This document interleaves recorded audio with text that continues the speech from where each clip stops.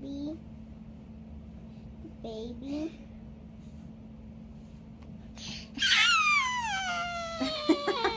Hey everybody, it is our October update for the Skelton family.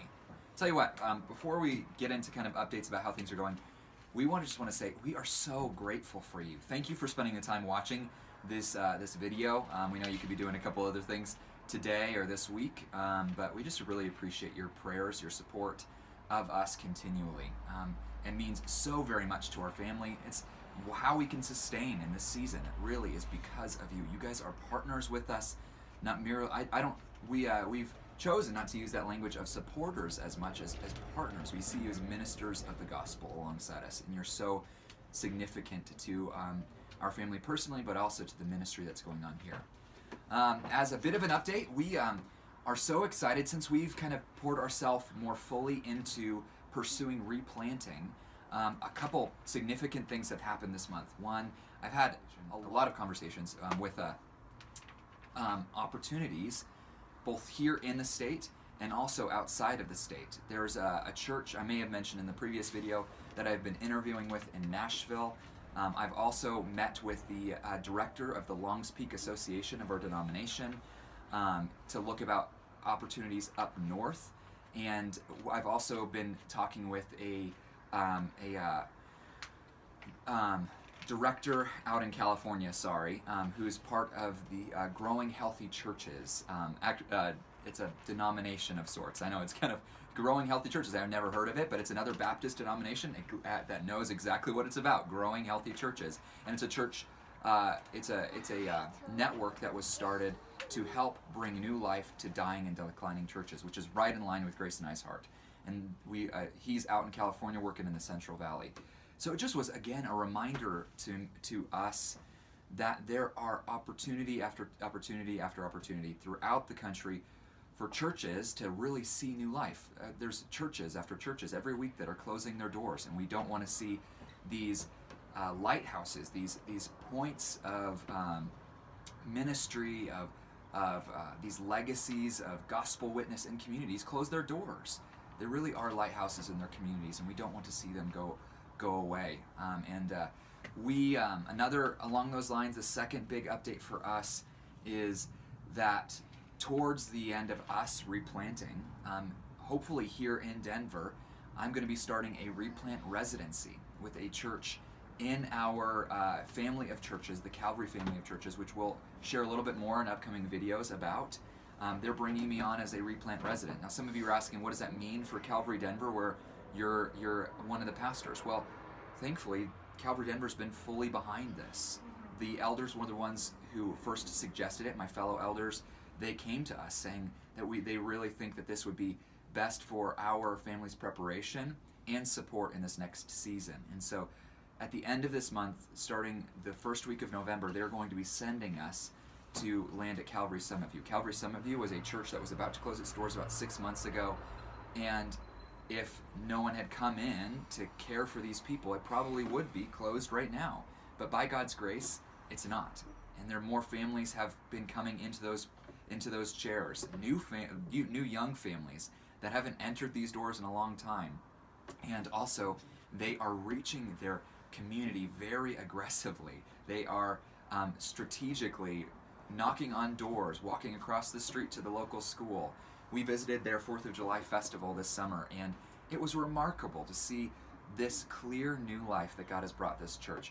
And I'm just really excited to be there, to be learning from the lead pastor there, Gabe, to be shepherding these people alongside him, and to be learning some of the unique challenges of replanting. So 2 of the reasons that we're going over there, again, is one, to get some more experience in an actual replant setting. There's different challenges than there are with planting. But second, to actually begin to raise support more strategically, to be able to do some of the necessary networking that, if we want to stay here in Denver, is going to be required. While some churches pursue our family of churches or our denomination looking for new life, most of these churches don't. It goes silently into decline. And often they don't realize how drastic things are until it's too late. And so we want to begin by meeting some of these pastors, encouraging them telling them the vision of replanting, what hope is offered for their church, and to see if they would be willing to take that step. I'll let Grace share a little bit on some of these prayer updates and why we want to stay in Denver. And then I'm going to talk a little bit about what is replanting, because some of you have asked. All right, Grace, go for it. Thanks. I just wanted to share just a couple prayer requests for us for this month moving forward. One of them is definitely this transition to Calvary Summit View. We're really excited about this. It feels like a good step forward for our family, good step in the direction of replanting. So we do just ask prayer for that transition for our whole family, that we would find friendships, that we'd find support there, including for our kids. I think Clara especially, we think about some of her friends that she's leaving behind at Calvary Denver in order for us to go to Calvary Summit View, and so we just do ask prayer for friendships and support for all of us. Additionally, we still really need prayers for a match of our own. Summit View isn't where we'll land permanently, but we do want to stay there as long as God would have us to grow towards replanting our own someday. But we do continue to pray that a match would come for us sooner than later. Another prayer request is that match would be here in Denver. We love this city. We've lived here for 6 years now, and this really is home. And while we have explored options outside of Denver and even outside of Colorado, there is this part of us that really feels drawn towards the city and feels that if the Lord would have it, that this is really where we would want to stay. And then finally, we just need continued prayer for financial provision for us. God has been really faithful to us, and we've been, our bills have been paid, and our kids are not starving, and I don't want to be dramatic or anything like that, but no, we really have been taken care of. But we do need God to continue to show up for us, and so we thank you guys so much, those of you who are financially supporting us. It's huge. We can't do this without financial support, without prayer support.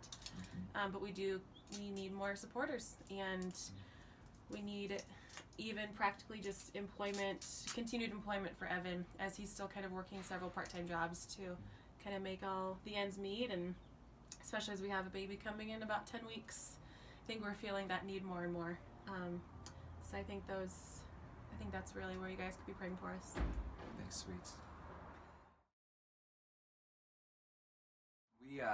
So some of you have asked, again, what is replanting? Again, we said in these videos we're going to cover a main question that comes with replanting. If you do have another question that comes up, please do leave a comment on this video, and we'd love to follow up. Yep. We'd love to maybe even address that as a topic in our upcoming updates.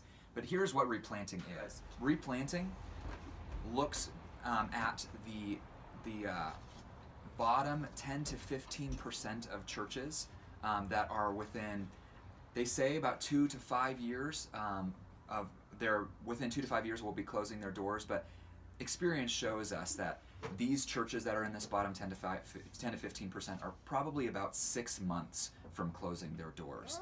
And so the Calvary Family of Churches has come behind and built a system of replanting, of being able to say that God's not done with these churches, and that their legacies, perhaps of 50 or more years, that these can be celebrated and built upon. And so replanting, it practically speaking, it offers these churches an option of handing over their day-to-day operations to an outside church, to the Calvary Family of Churches, or one of the sending churches within the Calvary family, who will care for them, take over some of those day-to-day responsibilities. It asks for them to change leadership right away. It asks for them to change their bylaws right away. It basically takes the most difficult changes that come with a church finding new life, and it puts them in one and makes them right away, which is hard and painful, but it really does set this church up for new life for the long haul. And we're already seeing fruit throughout the nation through works like this. And I wish I could tell all the stories here, but we don't want to keep you all day. So that's it, I think, for us. Again, we are so grateful for you. If you know of somebody who would love to hear about the vision of replanting, please send us their contact, forward this video on to them, and we look forward to seeing what God has in the months to come. Again, you guys have a great day. If you have any questions, please let us know. Again, please let us know how we can pray for you as you pray alongside us. Thanks. Bye. Say thanks, everybody. Thanks, everybody. Are you good? I don't know. Do I look pretty? You look beautiful. You look pretty. Showered today. I'm gonna put that on the video.